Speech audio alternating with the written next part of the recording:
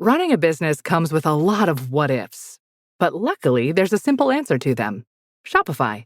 It's the commerce platform behind millions of businesses, including Thrive Cosmetics and Momofuku, and it'll help you with everything you need. From website design and marketing to boosting sales and expanding operations, Shopify can get the job done and make your dream a reality. Turn those what ifs into... Sign up for your $1 per month trial at shopify.com/special offer. Welcome to People Tech, the podcast of the HCM Technology Report. I'm Mark Pfeffer.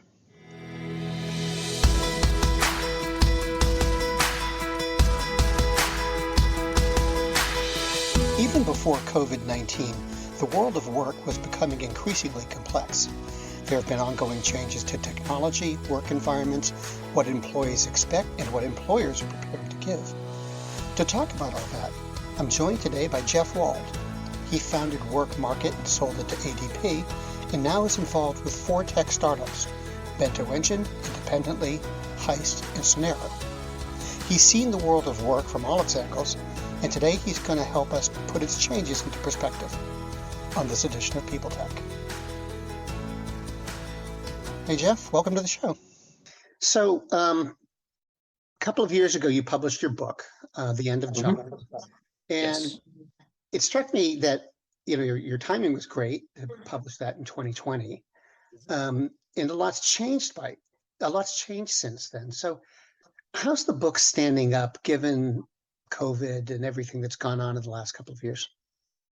Well, I'll tell you this, Mark, the book was never designed to be prescriptive, right? Like, here's what's gonna happen. I mean, we do say that. We do go into it, both myself and the collaborators that wrote sections of the book with me.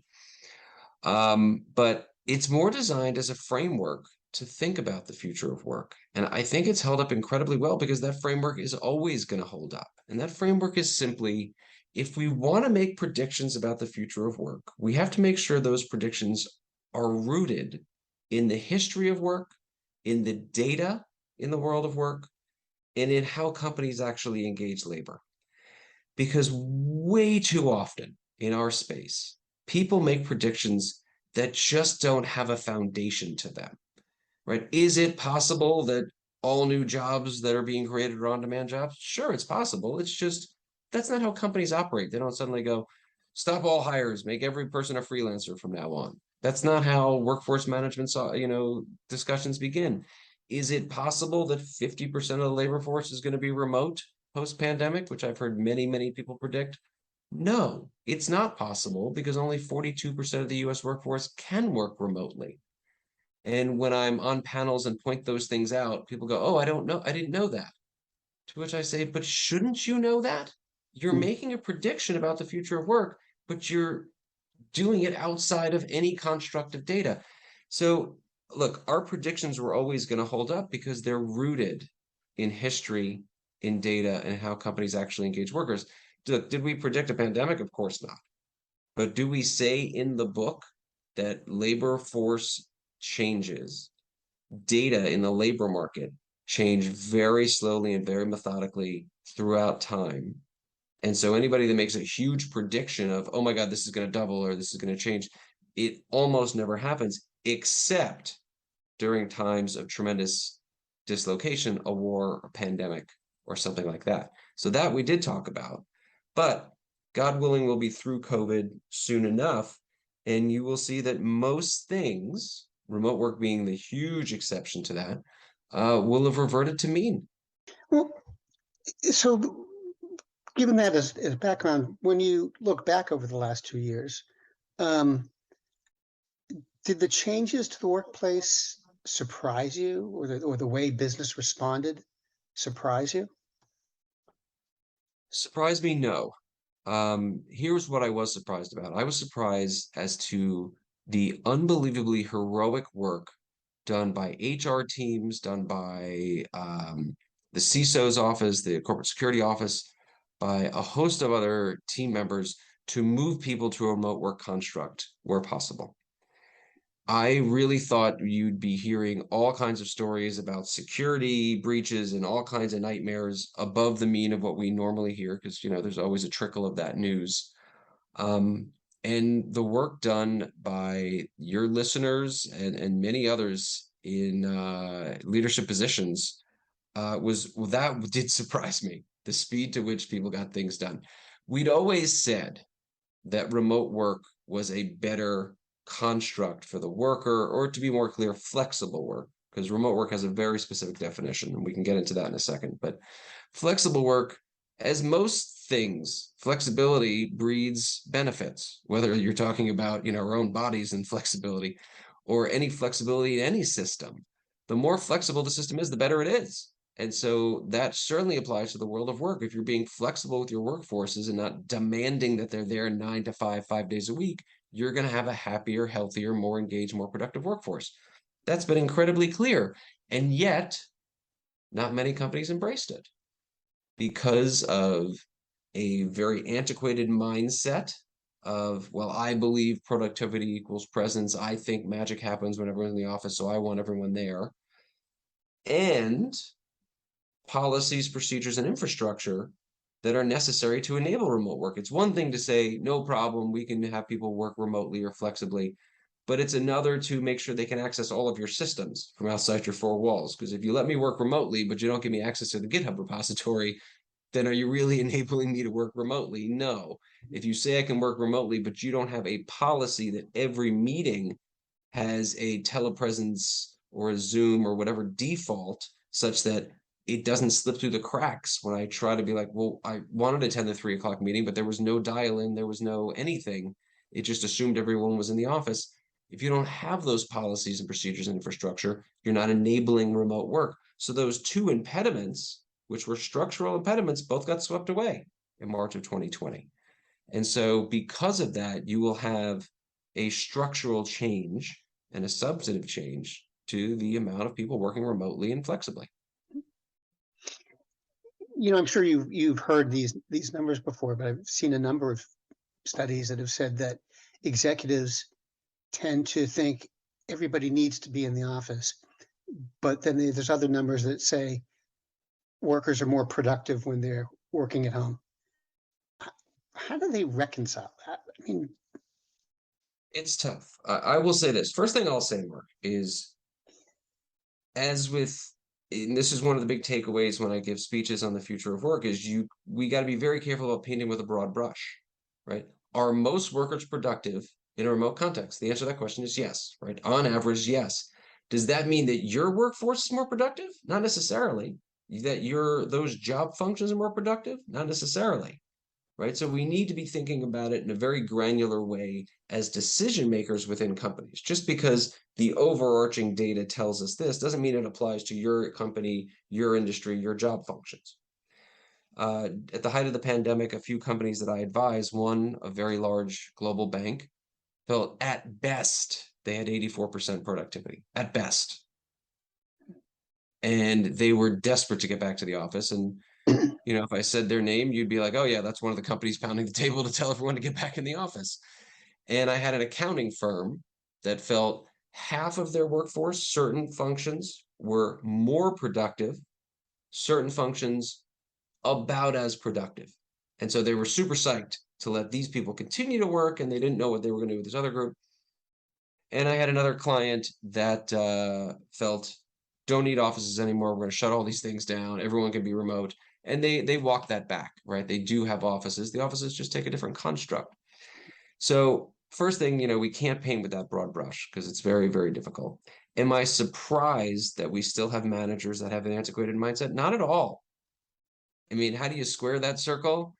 I will tell you, having personally had this conversation, and I will certainly leave names out of it, where ADP, when they acquired WorkMarket, told me, you've got a bunch of remote workers, you need to get them to move to a location where there's an office. They have to go to an office. And I said, why? They said, well, that's our policy. They have to go into an office. I was like, I don't understand your policy. And it really wasn't a debate. Mhm. And so being an entrepreneur and not really that much of a rule follower, I just did what I normally do. I said, no problem. I'm going to get on that. And then 6 months later, they were like, wait a minute, do you still have remote employees? I was like, oh, but did you want me to not have them? Did we say that? I forgot. That's on me. That's my bad. And then they never brought it up again. And those people are still unbelievably productive members of the team. And the mindset at ADP has massively changed. I mean, I give ADP a huge amount of credit for everything that they've done with their teams. I had the pleasure of being a part of that in the beginning of the pandemic before I left, but what an amazing company and incredibly well led and very enlightened policies as they adjusted to a new reality. But were they rooted in a antiquated mindset before the pandemic? Sure, almost everybody was. And it took the pandemic for people to actually see, wow, I get why some of these innovative young tech companies do it this way. I get this whole distributed team things. People needed to see it themselves. And I don't blame anybody for that. But companies that still think that way, like some big banks and other things, I do fail to understand it now, I should say. Faith in the news media has been challenged, making it even harder to get stories told. The Friday Reporter podcast was created to help audiences better understand the media by hosting journalists who will answer the questions to which we need answers. Join me every Friday to hear more. Well, do you think this whole thing, working from home or hybrid work, is it a technology thing, or is it really a change in work thing? So, as with all things, it's a little bit of both, a little from column A, a little from column B. The technology enabled it. When we look at the history, so surprising nobody, I'm going to always go back to what is the history of these different things. The history of remote work was in 2010, about 1% of the workforce worked remotely. And we only have data on remote work. We don't have a lot of data on flexible work, because with remote work, you are putting into your payroll forms what your office location is, because we, as a payroll provider, or ADP as a payroll provider, has to know that because of tax nexus, right? If you are commuting into New York City, I need to know that, because now you're going to pay some New York City taxes. If you work out of your home in Connecticut and you never come to the office in New York, then your home office is Connecticut. And that may have different implications, because then maybe your company has nexus in Connecticut because they have employees there. Leaving all that aside, meaning we have data. If you very rarely, less than 50% of the time, technically go into that office. If you go in 60% of the time, 3 days a week, we have no data on you, right? We don't know whether or not you're going in 3 days a week, 4 days a week, 5 days a week, 6 days a week. Like, we just don't know. We only know what you're filling into your tax forms. So we have very good data, that we here being those of us that study labor statistics, for a living or for their own amusement. So we know that in 2010, about 1% of the US workforce was working remotely. And then it really, really grew. And it grew to about 3% of the US workforce pre-pandemic. And what enabled that growth was the technological infrastructure, right? Like, suddenly I could Zoom into those meetings. I didn't need a whole telepresence room for $500,000 from Cisco. I could just use a WebEx or use Zoom or use one of the other platforms. Those types of things, and GitHub and Jira and Asana, and all these other tools that help me see exactly what jobs I needed to be getting done, the disaggregation of work, which we talk about a lot, those things enabled remote work to be able to happen.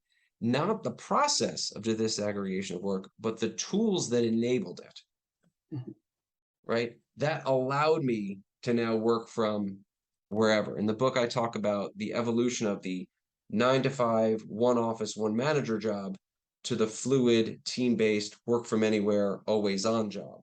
And a big part of that is this disaggregation of work, and a big part of that are the tools that enabled it. And so we entered the pandemic with the idea that remote work will continue its slow and steady growth because of those two impediments we talked about earlier. That antiquated mindset and the policies and procedures and infrastructure needed to really supercharge it. And I didn't anticipate those things happening, right?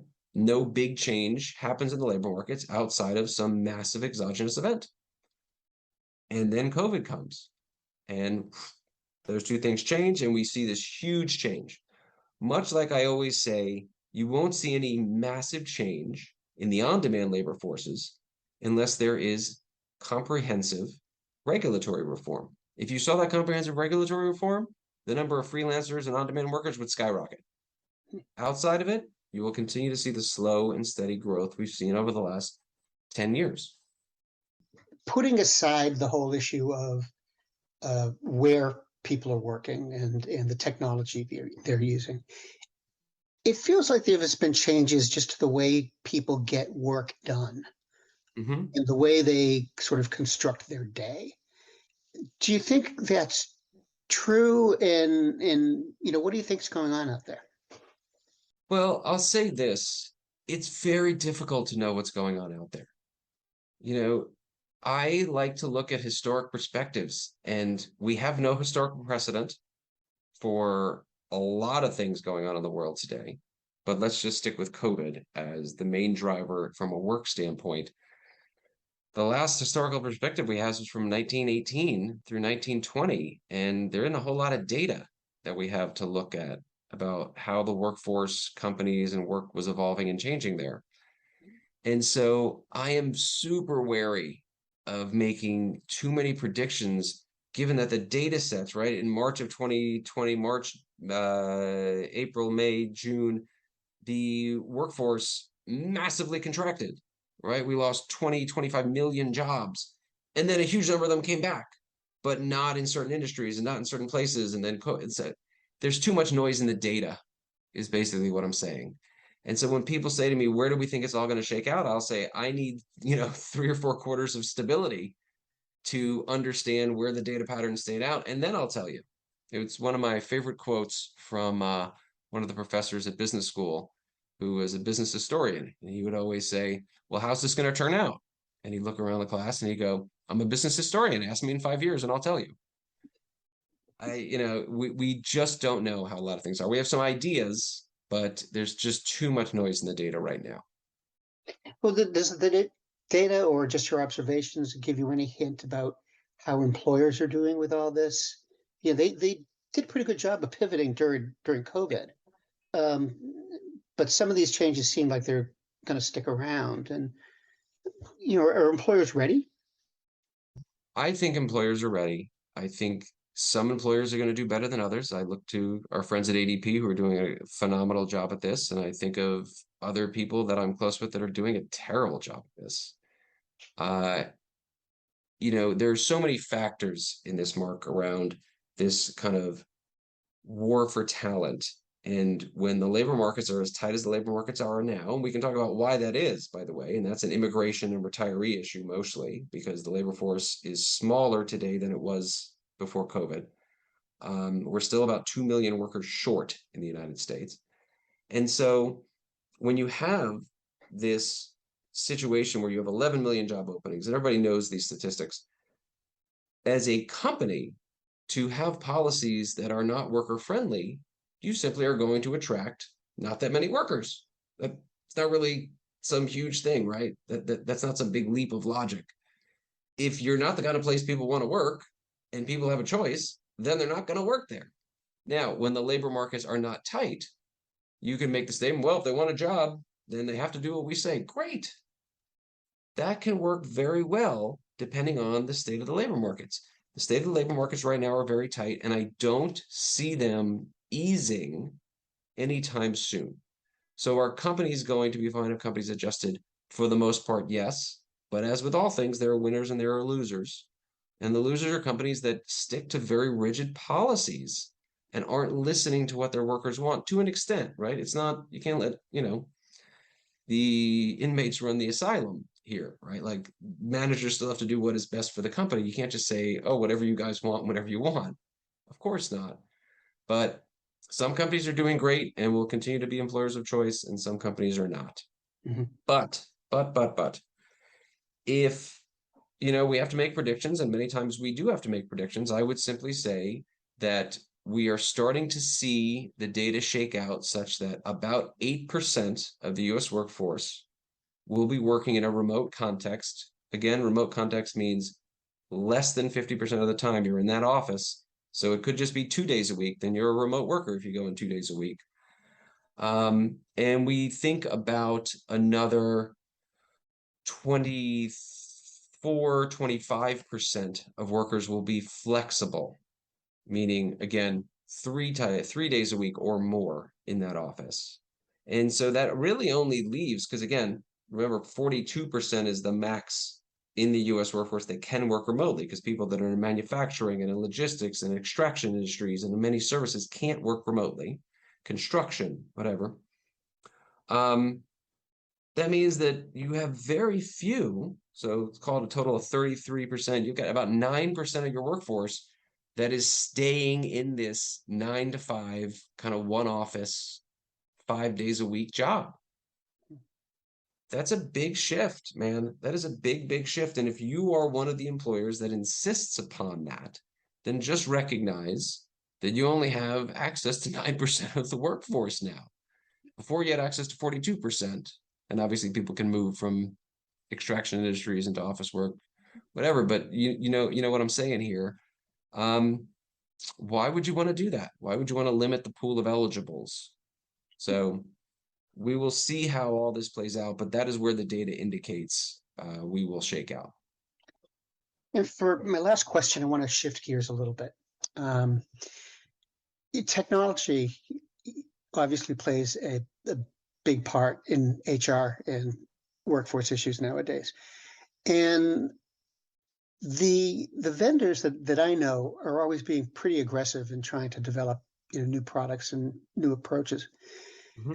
Do you think there's any risk, or do you see any signs, I guess is a better way to put it, do you see any signs of the technology producers getting so far ahead of the market that you have something like Amazon tried for a while, where they had a system that automatically hired, managed, and fired people without any human touch?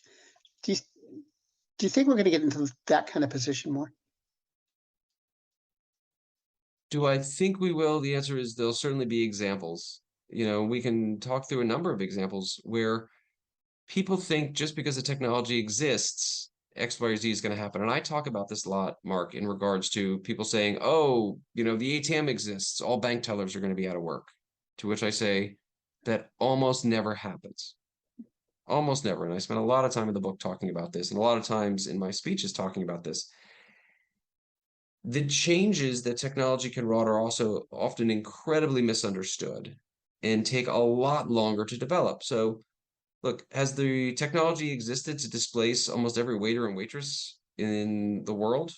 Yeah, that tech's existed for some time. I don't need a human to hand me a piece of paper with the items that are available for me to eat. I don't need to communicate that with them verbally and have them write down on another piece of paper what it is I want and bring it in. I can do that on my phone, right? Like I don't need that to happen, but it hasn't happened. We have not seen in mass the displacement of that job category because people just don't want it. People don't want that experience in a restaurant. If I want to do that, I just order food at home. I want to go into the restaurant. I want to hear from the waiter and waitress, I want their opinion, blah, blah, blah, blah, blah. So just because a vendor builds some new tech doesn't mean that people need it. And the tech sector often gets ahead of itself. But I will say this, the place where the tech sector seems to me to have gotten the most ahead of itself is not on feature sets. It's not on the use of AI. It's not on a host of other technological things. It's from a corporate finance standpoint. The different HR tech startups, as companies in a lot of sectors saw, there was just a huge bidding up because of where the venture capital markets were, where the capital markets were.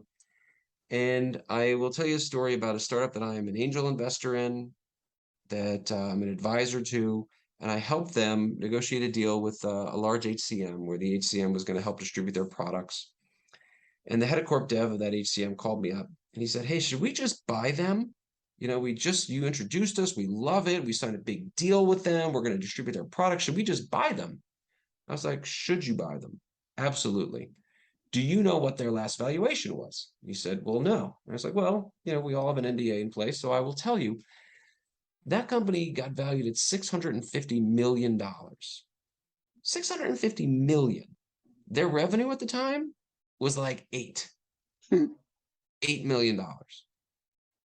And this head of corp dev, we were sitting there, and I could hear him spit his coffee out when I said his 650 number. He's like, what? I was like, yeah, I know. He goes, I can't spend 650. I said, oh, no, you can't buy them for 650.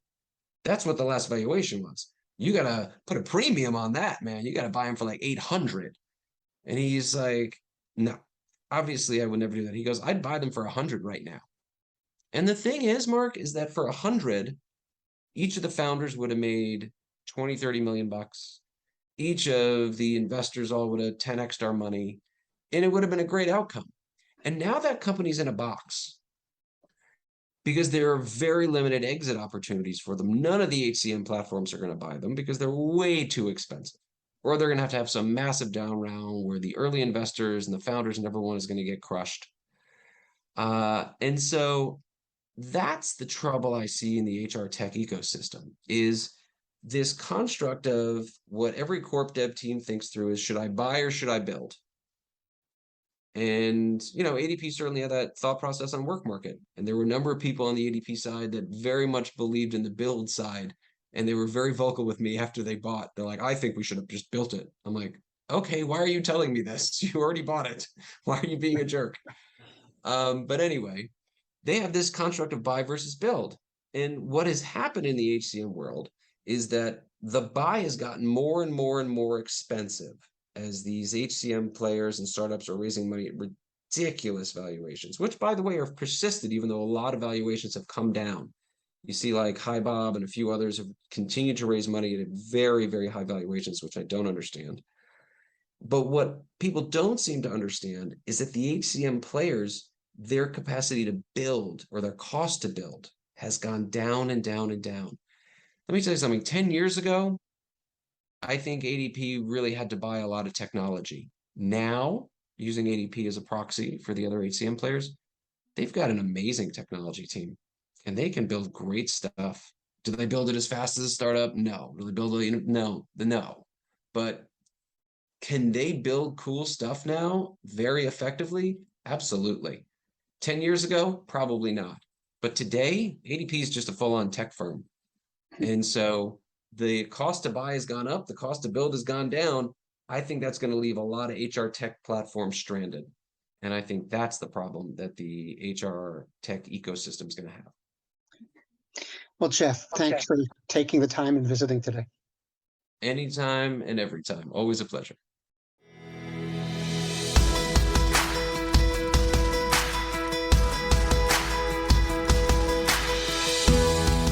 My guest today has been Jeff Wall, an entrepreneur, executive, and author. And this has been People Tech, the podcast of the HCM Technology Report. We're a publication of Recruiting Daily. We're also a part of Evergreen Podcasts. To see all of their programs, visit www.evergreenpodcasts.com. And to keep up with HR technology, visit the HCM Technology Report every day. We're the most trusted source of news in the HR tech industry. Find us at www.hcmtechnologyreport.com. I'm Mark Pfeffer.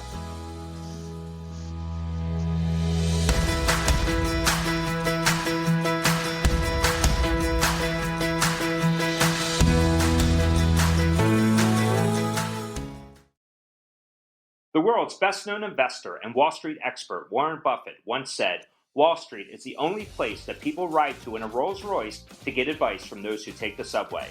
Mr. Buffett's quote is remarkably accurate, but how many people would rather receive advice from him than someone simply guessing? Welcome to Buy, Hold, Sell, your single source for Wall Street knowledge and profitable guidance. Please join me, Todd Schoenberger, and fellow trader Tobin Smith, as well as host Veronica Dudo, for a podcast known to move the needle for investors. Tobin and I are seasoned Wall Street executives with deep investment experience, and we are prepared to share our advice to those who choose to listen. Download Buy, Hold, Sell today on the Evergreen Podcast Network or your favorite podcast channel. Welcome to Don't Retire, Graduate, the podcast that asks you what you want to be when you grow up so you can graduate into retirement with a purpose and a passion, whether you're 25, 85, or any age in between. Gain actionable financial and mindset tips from your favorite authors, podcasters, and influencers to help you reach that exciting next chapter. Listen now and start building your path to financial freedom and reframing what retirement can mean to you. This is your host, Eric Brotman, reminding you, don't retire, graduate.